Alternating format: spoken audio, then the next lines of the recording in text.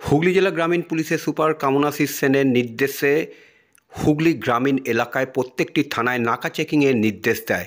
সেই মতন মঙ্গলবার ভোররাতে ধনিয়াখালী থানার পুলিশ নাকা চেকিং শুরু করে বেলমুড়ি ভান্ডারহাটি তালসারি এলাকায়। ভোররাতে হুন্ডাই গাড়ি করে এক ব্যক্তি যাচ্ছিল, তাকে সন্দেহ হয়, গাড়িটিকে দাঁড় করিয়ে তার মধ্যে থেকে 396 লিটার মদ উদ্ধার করে। সেই ব্যক্তিকে ধনিয়াখালী থানায় নিয়ে আসে। জানা যায় যে ওই ব্যক্তির নাম সানু ওরাং। আজ তাকে চুঁচুড়া আদালতে পাঠায় ধনিয়াখালী থানার পুলিশ।